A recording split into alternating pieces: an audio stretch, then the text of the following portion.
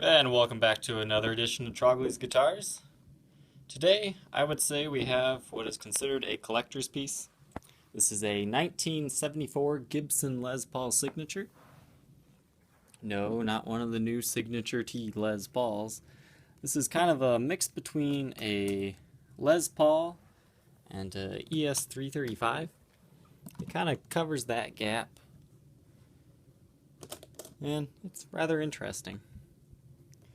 It looks like I forgot a latch somewhere. Yeah, back here. Alright. Once again, this is the 1974 Gibson Les Paul Signature. It is in fantastic condition. I would not call this mint, but it is very close to it. If you're looking for a collector quality guitar, I would say this is probably one of the best Les Paul signatures you're going to find.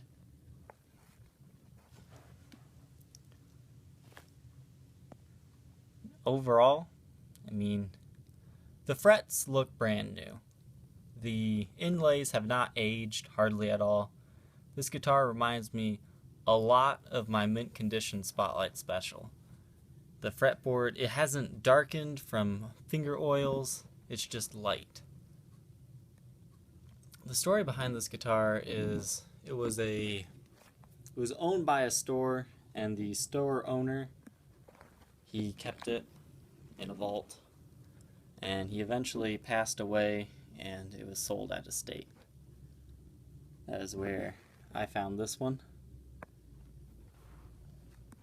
So it's very clean, however you do have some finish checking right there, as well as some right there. Maybe a little bit of wear right there to the finish. Nothing too bad. You can see in there, Les Paul signature. You also have a little bit of finish checking right there by this knob, and a little bit by the input jack, as well as one right there. But, you know, with an instrument this age, a little bit of finish checking shouldn't be too bad. Then very common on these is a little bit of finish breaking away where the neck is. There's no issue there or anything. That's just how a lot of them were built, or over time it happened. We'll take a good look at this instrument here. It's very gorgeous, very clean, but don't be afraid to play this one. I mean, if that's what you'd rather do, if you just want a nice, clean, basically new one, this could be the one for you. Huh, never really noticed there were two input jacks on this guitar before now. Some interesting wood grain right there. We'll take a minute to actually look at the case, because the case itself is also fairly clean. There's nothing too major to report. It is the original purple lined case. It's a little bit larger than a Les Paul case to accompany the body size. You have your intact lid ribbon. All latches work. You don't have the key for this, but it still works. Original handle. Got your Gibson logo. I mean, there's a few scratches and whatnot, but you know, a case is a case in the long run. I'll lock it and take a look at the back side here. No major tears anywhere that I'm seeing. It's a fairly clean case.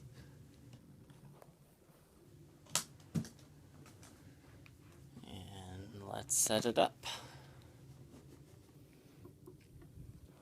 So once again, this is a fairly clean guitar, minus some finish checking. We haven't seen the back yet, but gorgeous headstock here. has not aged hardly in the slightest. See, maybe a little bit of a nick right there. Not quite sure what that's from. That might be a finish flaw from the factory.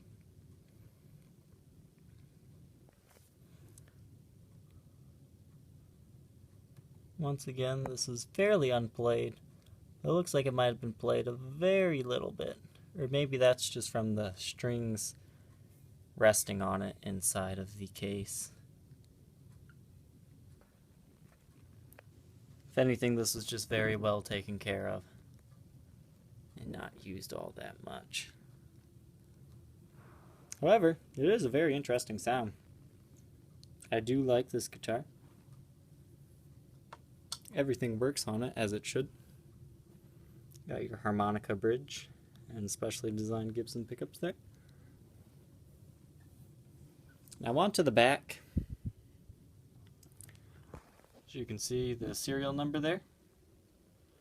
However, it's really easy to miss this. But if you look right there, this is actually a factory second. You can see the 2 right there, right at the top. It was very lightly impressed. Usually it's pretty deep and like right here or something, but that one's very easy to miss. But it is there. So if you don't want a second guitar in your collection, this one's not for you. However, I think you'll be hard pressed to find a cleaner one. And personally, I would not discriminate against this one. As you can tell, it's just been kept in fantastic condition. The only thing that I would say is wrong with it is there's some pretty deep finish checking here. Under blacklight, it does not break the finish, but it really, in person, it does look like cracks, but I'm fairly confident that it is not. But you do have that kind of running along the back here. I mean, you can push on it and you get nothing. And I'm assuming this might be why it was a factory second when it was built, or maybe it just happened over time. And only in extreme lighting conditions do you really ever see it. And it's mainly just in this area right here. You know, far away, it's just a gorgeous looking guitar here. The back has some gorgeous wood grain on it.